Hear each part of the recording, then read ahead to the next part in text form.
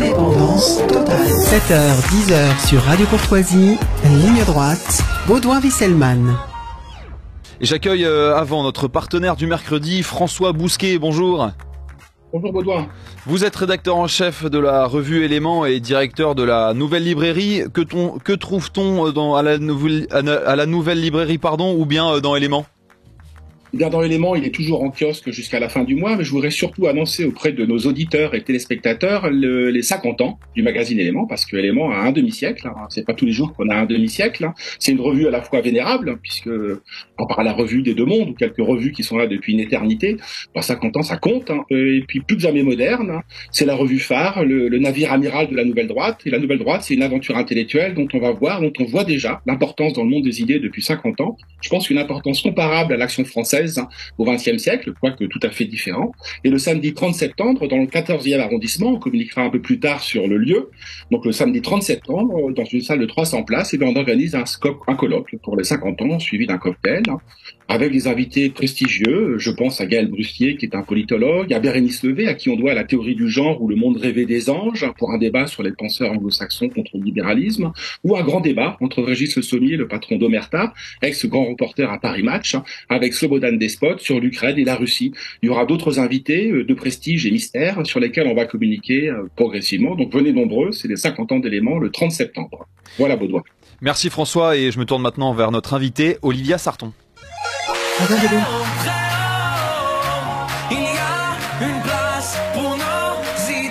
Vue de haut. Olivia Sarton, bonjour. Bonjour Baudouin. Merci d'être avec nous. Vous êtes avocate de formation, directrice scientifique de Juristes pour l'enfance et auteur avec Claire de Gatelier de Violences sexuelles entre mineurs, agir, prévenir, guérir. Les spécialistes répondent aux éditions Artege. Votre ouvrage réunit des auteurs exerçant dans des disciplines différentes, mais experts de cette question, qu'ils soient universitaires, avocats, magistrats du parquet, juges des enfants ou assistantes sociales. Donc sur une violence qu'on soupçonne pas forcément, mais les violences sexuelles entre des mineurs et même des enfants. Alors, comment avez-vous abordé cette thématique, sachant, comme vous l'indiquez au début du livre, que peu d'études scientifiques sur les violences sexuelles entre mineurs existent encore ? Nous avons voulu aborder cette thématique car nous nous sommes rendus compte, en travaillant avec les avocats avec lesquels notre association Juristes pour l'enfance travaille de manière régulière, que c'était un phénomène en augmentation nette, et d'ailleurs qui concernait tous les milieux. Et donc, nous nous sommes dit qu'il fallait s'intéresser à ce sujet parce qu'il y avait peu d'études, peu d'articles, peu de production pour aider ceux qui étaient confrontés aux violences sexuelles entre mineurs, que ce soit les parents, les éducateurs ou même les juristes.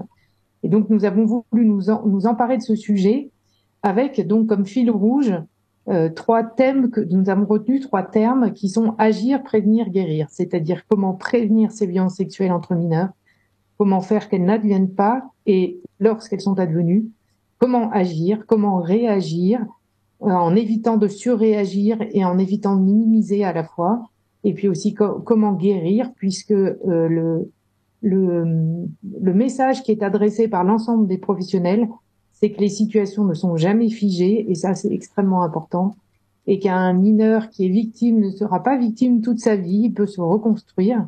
Et un mineur qui est auteur ne sera pas non plus auteur toute sa vie. Il y a un chemin de travail et de guérison à accomplir.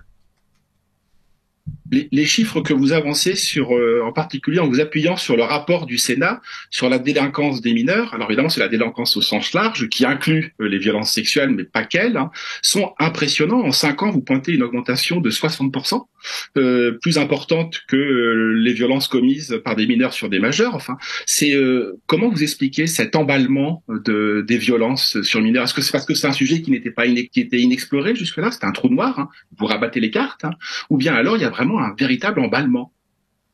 Alors, il y a les deux à la fois. C'est-à-dire qu'on estime qu'avec tous les mouvements de libération de la parole, il y a peut-être plus facilement des plaintes qui sont déposées et le sujet des mineurs étant considéré aujourd'hui comme extrêmement important, eh bien, il y a aussi plus d'attention de la part des acteurs sociaux, de la part de la justice sur tous les faits qui concernent les mineurs. Donc, il y a ce phénomène peut-être de meilleure prise en compte des infractions qui touchent les mineurs. Mais les spécialistes considèrent également qu'il y a une augmentation en soi des violences commises par les mineurs et entre mineurs. Alors pour des causes multiples, quand on parle des violences en général, on sait qu'il y a l'éclatement des familles. On a beau dire que le divorce, la séparation des parents, les familles monoparentales, ça ne change rien. Les juristes voient bien que dans les tribunaux, ça change, c'est-à-dire quand on a des familles qui sont moins présentes, moins cadrantes, eh bien on a un déficit d'éducation et donc potentiellement plus de violence. On a aussi des limites qui ne sont plus posées aux enfants, même dans l'ensemble des familles. On a ce mouvement d'autonomisation de l'enfant qui conduit à un déficit d'éducation. Et puis, en ce qui concerne spécifiquement les violences sexuelles, il y a tout un tas de facteurs, mais il y a un facteur important qui est quand même l'exposition à la pornographie. Et cette exposition à la pornographie, elle ne cesse pas, elle s'amplifie même. C'est de la pornographie de plus en plus trash, de plus en plus violente. Alors évidemment, tous les enfants, tous les mineurs qui regardent de la pornographie ne vont pas devenir des auteurs de violences sexuelles, heureusement, mais un certain nombre d'entre eux, les plus fragiles, eh bien, les études récentes montrent que l'exposition à la pornographie peut être un facteur de passage à l'acte. Baudouin, si vous permettez, avant d'aborder ce sujet de la surexposition et de l'hypersexualisation des corps, en particulier des corps enfantins, une question néanmoins sur les chiffres, une question embarrassante, qui n'est pas renseignée en tout cas dans le livre, à part peut-être Maurice Berger qui l'aborde, mais c'est son champ de compétences. Quelle est la part, a-t-on une vision de la part des mineurs étrangers dans les violences? Vous dites que ça concerne toutes les classes sociales. Est-ce que ça concerne également citoyens français et part d'étrangers? Je sais que dans les violences adultes, la part d'étrangers est quand même très importante. Alors, vous faites bien de dire, c'est un sujet sur lequel il n'y a pas de statistiques. Et effectivement, Maurice Berger est un des rares pédopsychiatres qui a été confronté directement à cette question, puisque lui, il recevait, maintenant il commence à prendre sa retraite, des mineurs responsables de violences extrêmes. Et il avait constaté qu'il y avait des cultures dans lesquelles, du fait de la violence, par exemple, un peu culturelle, qui était considérée comme normale et qui était institutionnalisée au sein des familles, le fait de l'absence du père aussi extrêmement fréquente, eh bien, il y avait des cultures dans lesquelles on avait plus de violences qui étaient constatées. Aujourd'hui, je pense que sur les violences sexuelles entre mineurs, c'est plus le cas. C'est-à-dire qu'on constate, on voit bien, notamment dans les écoles ou entre les familles, que ça touche vraiment tout le monde et qu'on peut pas faire de distinction entre les uns et les autres. Alors, c'est sûr qu'il y a peut-être encore des milieux dans lesquels c'est aggravé par le déficit éducatif lorsque celui-ci n'est pas présent. Mais on constate quand même que ces violences sexuelles entre mineurs sont vraiment généralisées. Est-ce que cette question de l'éducation est au cœur de cet enjeu? On a donc les violences, ce qu'on appelle les violences éducatives, donc la fessée, les gifles, etc. C'est une pratique en recul. Sous François Hollande, il y avait même une législation contre la fameuse fessée. Mais en même temps, on voit que la violence explose chez les mineurs, parce que c'est une explosion de la violence qui est pas seulement sexuelle, mais même en général, la violence a fortement augmenté. Vous parlez aussi qui est quasiment similaire à la violence, à l'augmentation de la violence sexuelle. Donc l'une est à 60%, François en parlait tout à l'heure, et la violence commise en général augmente aussi à peu près dans les mêmes ordres de grandeur. Alors, j'aime bien l'expression je crois que c'est Maurice Berger qui dit ça. Il dit normalement l'éducation, c'est d'apprendre à l'enfant à s'empêcher. Voilà, ce que devrait être l'éducation, c'est d'apprendre aux enfants à canaliser leurs pulsions, à s'empêcher quel que soit le domaine, celui de la violence tout court ou notamment celui de la violence sexuelle. Or, on constate qu'aujourd'hui, ce n'est plus comment dire, c'est considéré comme un endoctrinement, comme un frein à la liberté de l'enfant. Et donc, vous avez sans doute entendu parler de ces fameuses controverses qu'on a en ce moment sur l'éducation bienveillante, l'éducation positive. On voit bien qu'il y a vraiment des camps qui s'affrontent et qui ont du mal à se mettre d'accord sur ce qui est le mieux pour les enfants. Mais ce qui est certain, ce qu'on constate, et c'est valable, comme vous le dites, dans tous les domaines, c'est que l'absence de cadre, le fait de ne pas apprendre à un enfant à s'empêcher, à réprimer ses pulsions, c'est la porte ouverte à toutes les extrêmes. Et par exemple, un facteur qui est un peu éloigné, mais qui pourrait nous ramener aux violences sexuelles, c'est on parle beaucoup aujourd'hui des problématiques engendrées par les écrans et la surconsommation d'écrans par les enfants. Or, c'est justement un sujet sur lequel on voit bien que les parents ont les plus grandes difficultés à empêcher leurs enfants, c'est-à-dire à interdire à leurs enfants l'accès aux écrans jusqu'à un certain âge, l'accès aux réseaux sociaux dont on sait qu'ils sont délétères pour eux.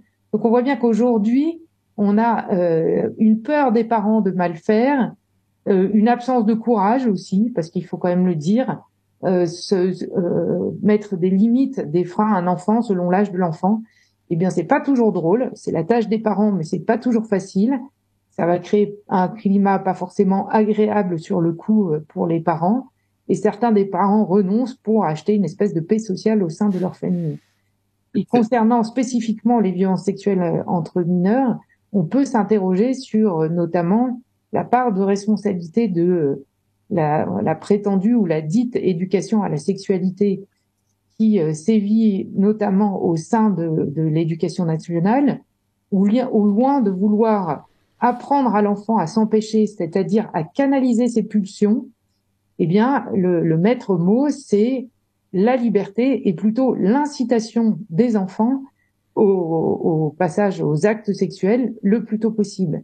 Et donc, on peut se demander si, dans ce cadre-là, on n'est pas en train d'aiguiller des enfants sur vraiment des mauvaises voies et de leur donner, entre guillemets, les clés de conduite qui ne seront pas maîtrisées et canalisées par la suite. Et là, on se heurte aux années 1970, à la libération sexuelle, où on a voulu vraiment éduquer les enfants à la sexualité. Ça a été un échec. Vous rappelez, chose sidérante, que l'UNESCO encourage l'enseignement de la sexualité et de l'homosexualité dès l'âge de 5 ans. De même pour le planning familial. En bref, c'est donc l'institution en soi qui pose problème. Oui, c'est l'institution, exactement. C'est la doxa au sein de l'institution. La différence avec les années 70, c'est que dans les années 70, la pédophilie était considérée comme banalisée, normalisée, et donc il y avait un apprentissage de la sexualité par les adultes sur les mineurs qui était considéré comme une libération de l'enfant. Donc aujourd'hui, heureusement, grâce à toutes les victimes qui ont levé ce tabou, on a réussi à avoir une prise de conscience, et aujourd'hui, on peut dire que l'institution et l'État a conscience des dommages produits par les atteintes sexuelles de majeurs sur les mineurs, mais il reste cette idée que l'enfant doit être libéré sexuellement dès le plus jeune âge, et donc on va l'inciter à la consommation sexuelle le plus jeune possible, et à une consommation sexuelle sans limite, sans frein. J'en veux pour preuve, il y avait un reportage qui était passé il y a 1 an et demi, il me semble, alors je ne sais plus sur quelle chaîne de télévision, je ne sais plus si c'est la 2 ou TV5, bon, je ne sais plus, dans lequel l'objet, c'était de montrer les ravages des réseaux sociaux, de la pornographie sur les mineurs, et l'accent était également mis sur les séances d'éducation à la sexualité prodiguées au sein des établissements scolaires. Et on voyait dans un lycée une association qui venait apporter la bonne parole à des lycéens et qui leur projetait un film dans lequel une jeune fille tissait, entre guillemets, une histoire d'amour avec un manège. Donc quand je dis un manège, c'est-à-dire l'objet physique sur lequel on place les petits enfants pour qu'ils montent dans l'avion, dans la fusée, et qu'ils aillent décrocher le pompon, vous voyez. Donc elle avait cette prétendue histoire d'amour avec un manège sur lequel elle se masturbait et elle avait des orgasmes. Et donc l'animatrice passait ce film aux jeunes, et le but c'était de les convaincre qu'avoir une sexualité avec un objet, c'était tout à fait valable et aussi normal, entre guillemets, qu'avoir une sexualité avec un être humain. Alors au début on voyait les lycéens qui étaient un peu gênés, puis à la fin, de toute manière, comme il n'y a aucune liberté de pensée et de parole dans ce genre d'intervention, ils finissaient tous par dire, bah oui, finalement, j'ai été convaincu, ce type de sexualité est aussi bonne et aussi valable qu'une autre. Donc on a vraiment, alors pas évidemment, heureusement, dans tous les établissements scolaires, mais on peut avoir non seulement une absence d'apprentissage de la canalisation des pulsions, mais même plus un apprentissage de sexualité qu'on peut appeler quand même déviance. Oui, on le voit aux États-Unis. Pardon François, allez-y. On le voit aux États-Unis en particulier, mais désormais, le transfert se fait quasiment en temps réel. Il y a plus de décalage de 10 ou 20 ans qu'il par le passé. En Californie en particulier, pour les journées LGBT, c'est-à-dire des intrusions littéralement d'artistes, entre guillemets, LGBT, dans les cours d'école primaires. Oui, c'est ça. Il y a vraiment une volonté de banalisation de tous les types de sexualité possibles. Et ce, dès le plus jeune âge, mais vous avez raison, vous citez les États-Unis, vous dites que ça va arriver après en France. C'est déjà le cas quand on voit tout ce qui est accessible pour l'éducation à la sexualité des enfants dans les écoles. Il y a vraiment cette banalisation et cette normalisation. Et quand on voit, ce qui est toujours intéressant, c'est d'essayer de faire le lien avec les situations qui existent. Quand on voit ces jeunes qui vont de plus en plus mal, ces jeunes qui ont un mal-être important, ces jeunes qui sont victimes de violences sexuelles de la part d'autres jeunes, eh bien, je trouve qu'on devrait se poser des questions sur cette éducation à la sexualité qui est dispensée. Même si les spécialistes que nous avons réunis reconnaissent qu'il est nécessaire d'avoir une éducation à la connaissance du corps et à l'affectivité aux relations sexuelles. Dans le monde d'aujourd'hui, pour contrer justement l'influence de la pornographie, il est important que les parents parlent avec leurs enfants, leur expliquent le corps, leur expliquent le fonctionnement du corps, leur expliquent la beauté de ce qu'est la sexualité et la finalité de la sexualité, et puis leur expliquent les différentes phases développement du corps par lesquels ils vont passer pour qu'ils soient pas surpris quand ça leur arrivera et qu'ils aient pas envie d'aller chercher des informations ailleurs. C'est surtout ça l'enjeu aujourd'hui. Que ce soit les parents qui donnent les bonnes informations et que les jeunes se retrouvent pas sur Internet à chercher des informations qui, par exemple, vont les faire accéder à la pornographie. Maria Hernandez-Mora, qui est donc un des auteurs de ce livre, dit que quand elle interroge des enfants qui ont eu un accès précoce à la pornographie, elle leur demande comment est-ce qu'ils sont arrivés là-dessus. Et certains racontent qu'évidemment, ils ont été surpris. Ils se posaient des questions qui sont assez naturelles, finalement. Un garçon de 10 ans qui disait, j'entendais toujours parler des filles avec des gros seins, je voulais savoir ce que c'était que des gros seins, donc j'ai tapé gros seins. Et paf, là, voilà, confronté à la pornographie.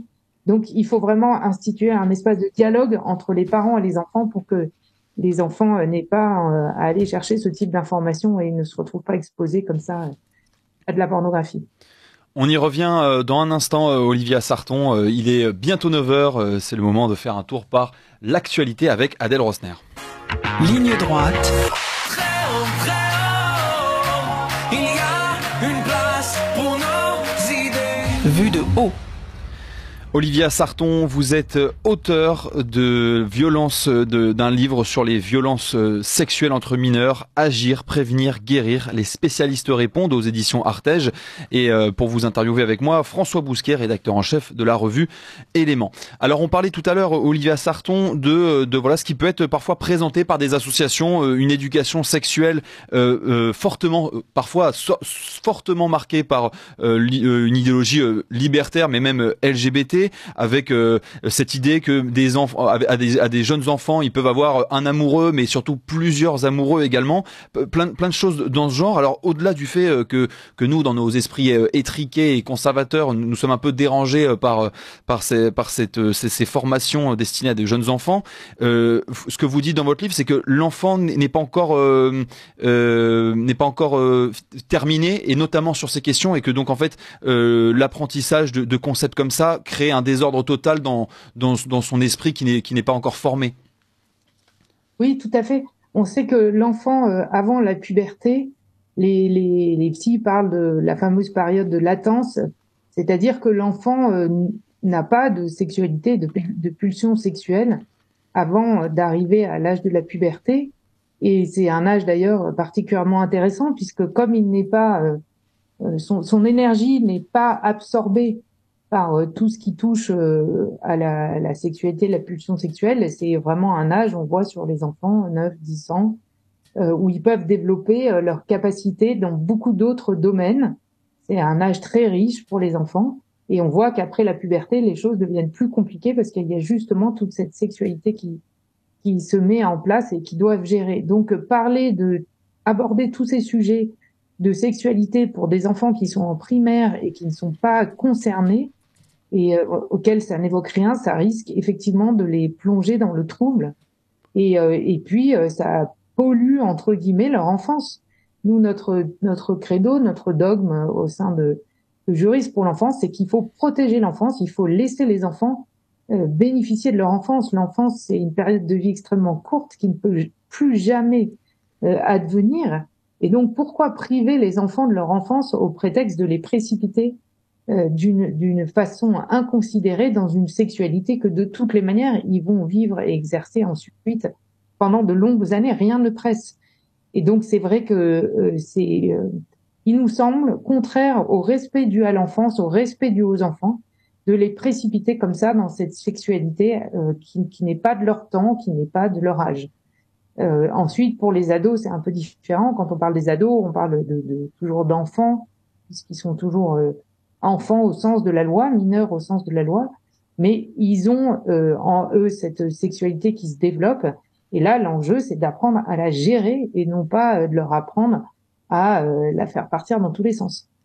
Et alors, et rapidement, vous disiez que l'enfant donc prépubère n'a pas de pulsion sexuelle. Mais alors, qu'est-ce qui fait que des enfants, que les auteurs de violences sexuelles de moins de 13 ans représentent tout de même 27,2% des auteurs? Oui. Alors, vous mettez le doigt sur une vraie question vraiment très importante. C'est encore plus vrai quand on voit que les moins de 10 ans comptent déjà pour 11%. Alors, selon les intervenants de cet ouvrage, ce sont des enfants qui sont en danger. C'est-à-dire que c'est des enfants qui ont été exposés précocement, soit eux-mêmes ont été victimes de violences sexuelles au sein de leur environnement souvent proche, soit eux-mêmes ont assisté à des ébats sexuels auxquels ils n'auraient pas dû assister. On a des enfants qui sont dans des familles dans lesquelles l'un des parents ou les deux parents ont une sexualité au vu et au su des enfants, qui ne peuvent pas comprendre, qui vont parfois essayer de reproduire ce qu'ils ont vu pour essayer de comprendre. Et puis on a aussi des enfants qui sont exposés de manière précoce à la pornographie, on en a parlé, et qui ne comprennent pas les images qu'ils voient, puisque c'est incompréhensible pour leur cerveau, et qui peuvent essayer de reproduire ce à quoi ils ont été exposés. Et là, on a vraiment un problème de responsabilité qui pèse sur l'ensemble de la société d'avoir ces mineurs exposés précocement à la pornographie.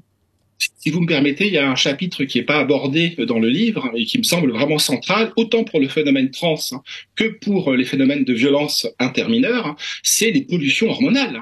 C'est que la puberté, l'âge de la puberté a beaucoup avancé. Aux États-Unis, il y a des phénomènes de puberté à 8-9 ans, c'est-à-dire 2 à 3 ans, plutôt que ce que la biologie jusque-là faisait. Donc, c'est-à-dire que le corps des filles est beaucoup plus mature prématurément, même si, vous le rappelez, les violences sont de manière ultra majoritaire le fait de garçons, à plus de 80. Oui. À plus de 80. Je suis d'accord avec vous. La puberté, l'âge de la puberté avancé, elle a surtout avancé pour les filles, un peu moins pour les garçons. Elle a surtout avancé pour les filles. Et ce sont quand même les garçons qui sont auteurs, et donc ils sont auteurs à un moment où ils sont encore prépubères.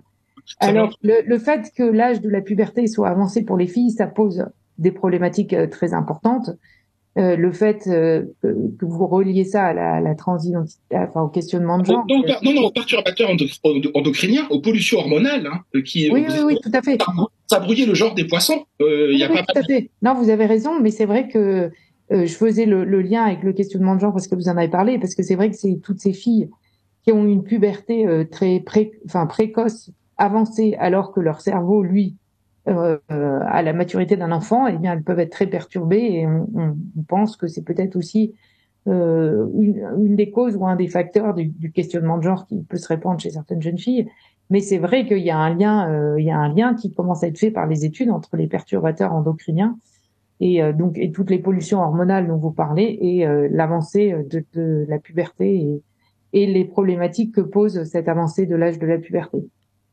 Edith, sur cette question, on a beaucoup parlé de la pornographie. Et de fait, Internet a complètement changé la donne, puisque il y a 30 à 40 ans, un adolescent qui voulait lire un truc de pornographie devait aller chez le kiosquier. Il fallait faire un effort, une transgression. Aujourd'hui, c'est un flux continu. Ça fait pas un pli. On ouvre Internet et ça tombe. Mais peut-on aller au-delà? Moi, vous citez le rapport de Chantal Joanneau, qui avait frappé les esprits en 2012, et dont on ne parle plus, moi je trouve trop peu. Je redis la phrase, et vous la citez dans le livre, ce que les filles veulent, sur l'hypersexualisation des enfants. Ce que les filles veulent, c'est être un bon instrument sexuel, ce qui est dramatique en cette ère de post-féminisme, sur quoi elle a raison, ironie de l'histoire. Et les garçons, de leur côté, veulent être des bêtes de sexe. Donc, de fait, il y a l'industrie pornographique qui nous inonde aujourd'hui, qui nous submerge, mais il y a aussi l'hypersexualisation des corps. Je vous rappelle que le compte Twitter ou Instagram, peu importe, le plus suivi au monde, c'est Kim Kardashian.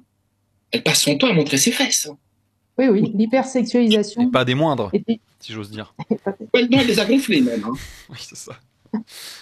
L'hypersexualisation est une vraie problématique dans notre société à laquelle on ne veut pas s'attaquer. D'abord parce qu'il y a des enjeux commerciaux derrière, par exemple sur toute la publicité. Et puis, on peut pas. Vous savez, les phénomènes doivent être analysés de manière globale, systémique. On peut pas les analyser un par un. Donc on a voulu l'égalité. On a prétendu que dans les siècles passés, on avait une inégalité totale entre les femmes et les hommes.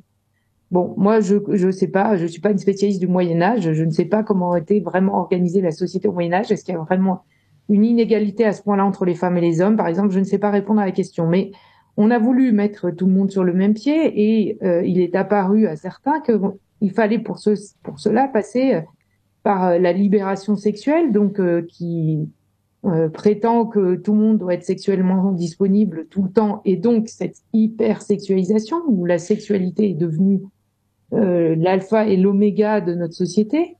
Parallèlement, on a retiré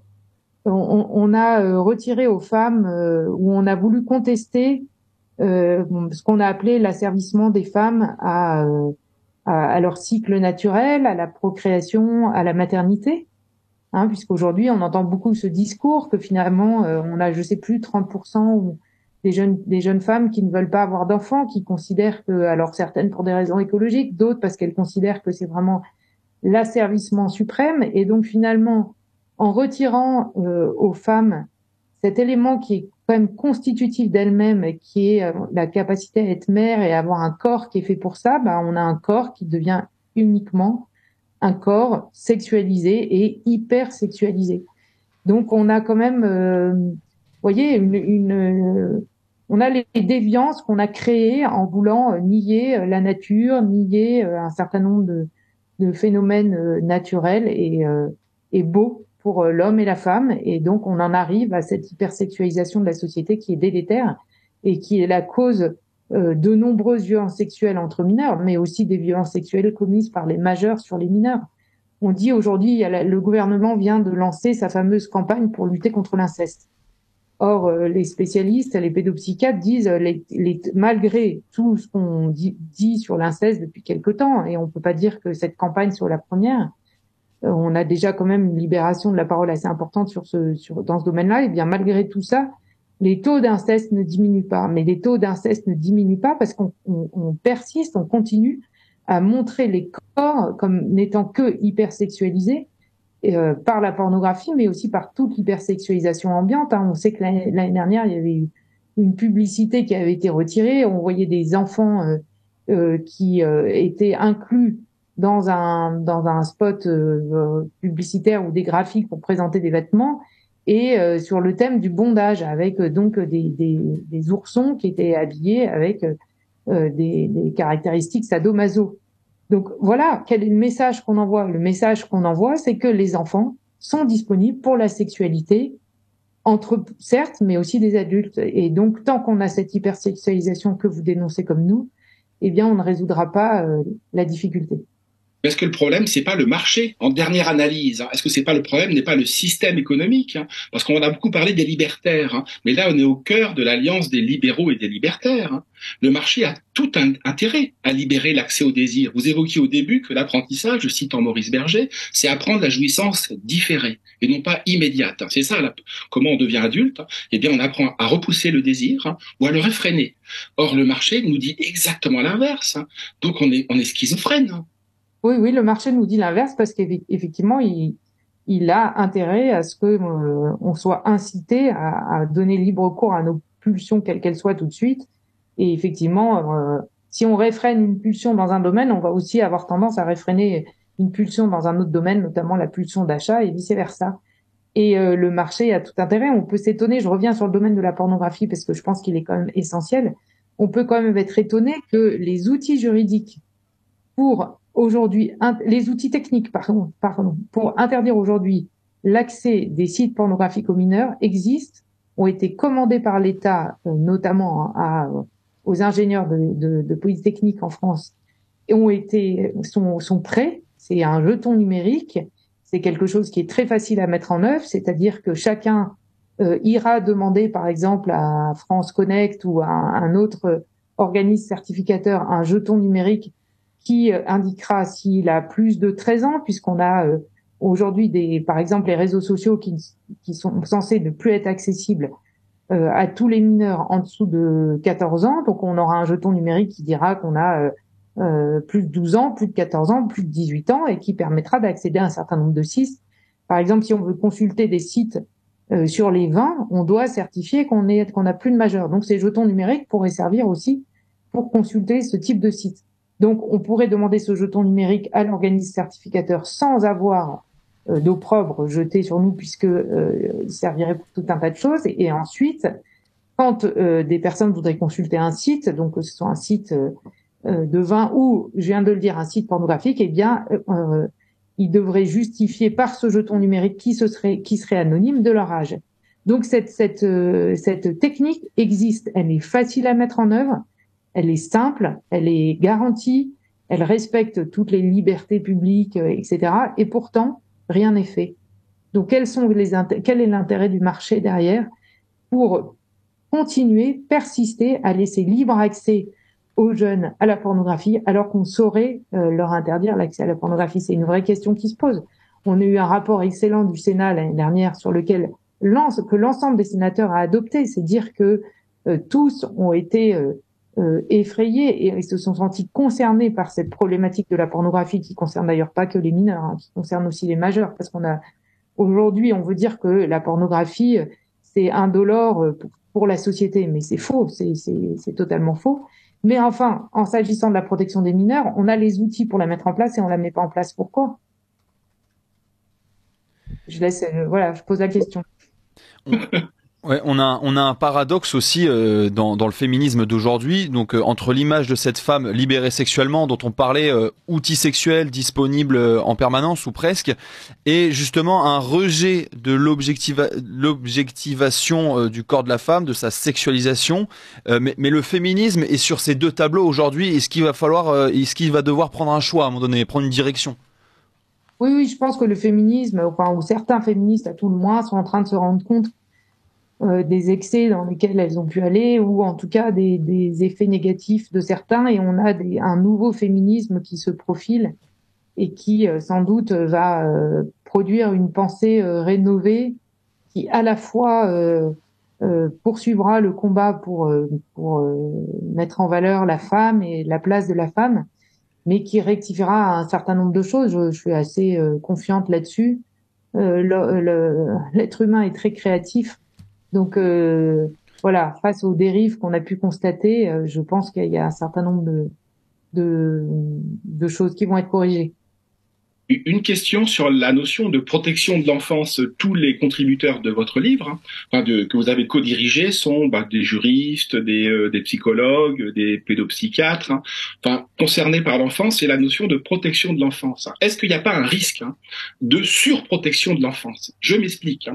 Aux États-Unis, il y a pas mal d'études sur le phénomène woke et en quoi consiste la mentalité, la psychologie des woke quand ils ont 18, 19, 20 ans. Et les études aboutissent à la conclusion suivante, c'est qu'ils ont été surprotégés par les parents. Ce sont en général des enfants de la classe moyenne supérieure, et les parents ont évité à ce que leurs enfants soient dehors. Si je dis cela, c'est que les pédopsychiatres aux États-Unis en arrivent à la conclusion qu'une éducation par les enfants dans la rue, pas entre eux-mêmes, dès lors qu'il y a un cadre, bien sûr, dès lors qu'il y a des limites, produit des enfants qui sont pas trop, comment dirais-je, sensibles hypersensibles à la violence. Est-ce qu'il n'y a pas un risque de surprotection? J'ai en tête Konrad Lorenz, prix Nobel, qui disait qu'un des mots de notre temps, c'était l'hypersensibilité à la douleur. Oui, vous avez raison. Il faut toujours, de toute manière, gagner et garder une ligne de tension féconde entre deux extrêmes. Il faut faire une différence, je pense, entre la protection de l'enfance et une protection étouffante des enfants. On parle de parents hélicoptères qui sont là en permanence et qui empêchent leurs enfants de faire des expériences. Mais c'est vrai que c'est pas la même chose on voit aujourd'hui qu'il y a quand même un certain nombre de limites et de barrières à mettre. Si on prend par exemple le phénomène du harcèlement. Le phénomène du harcèlement, il n'est pas nouveau. Vous prenez n'importe quel ouvrage de littérature et vous allez toujours avoir une scène d'un enfant qui est considéré comme bouc émissaire au sein de son établissement scolaire. Ça a toujours existé.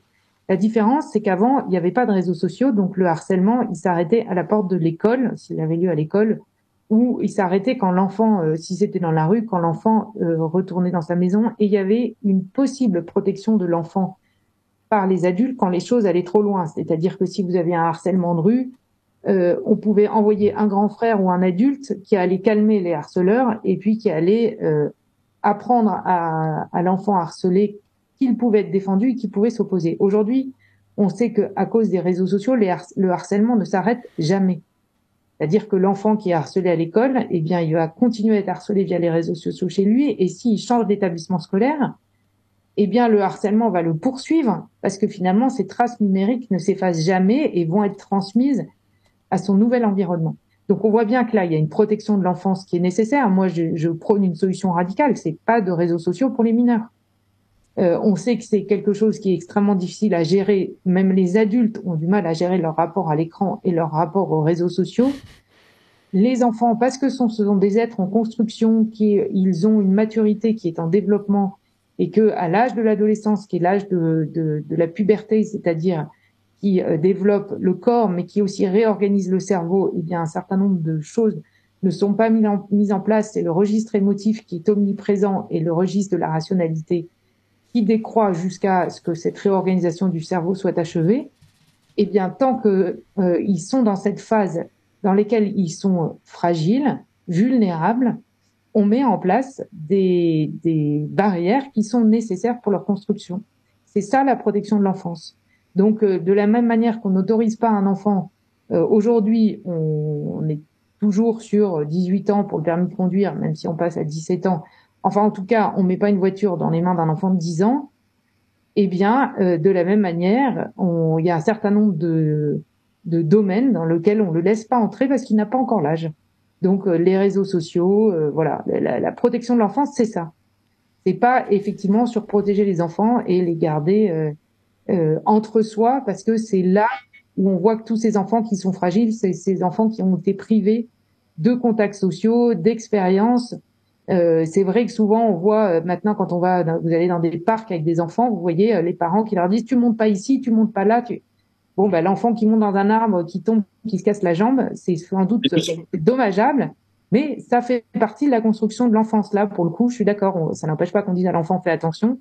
Il tombe, il se casse la jambe. Aujourd'hui, heureusement, on a une bonne médecine qui sait prendre ça en charge. Disons qu'il y a une différence entre sermonner l'enfant et appeler le psychologue.